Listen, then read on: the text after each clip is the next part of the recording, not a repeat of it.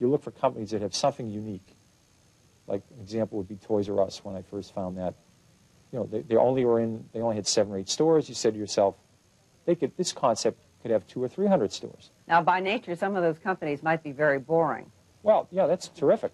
That's great. Companies that are boring are wonderful for me. I've done well with companies like Dunkin' Donuts. Well, companies like that, they're very easy to understand. No one's going to invent a better donut somewhere at MIT. You don't have to worry about Korean imports. How do you analyze a Dunkin' Donuts company? Well, there's a company that upgraded their stores. They spent a lot of time on the quality of their product.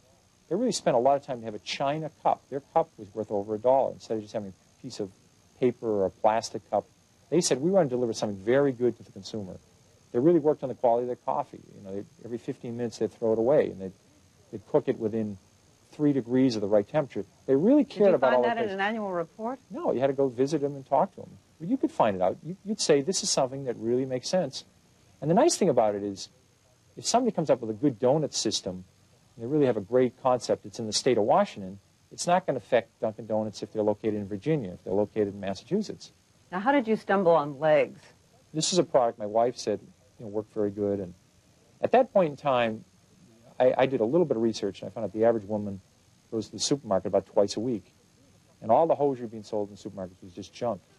So here's a company that made a good product, put it into the supermarkets, put it into the drugstores, made it readily available. It was an incredible success. It was the most successful product of the 1970s after Pampers.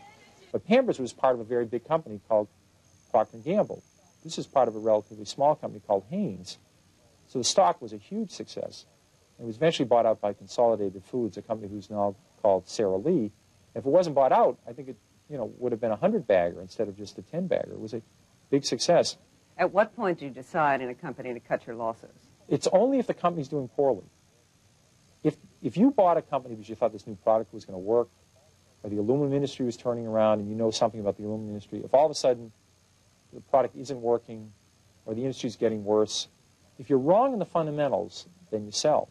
If the company's doing fine and the stock goes down, that's a great opportunity.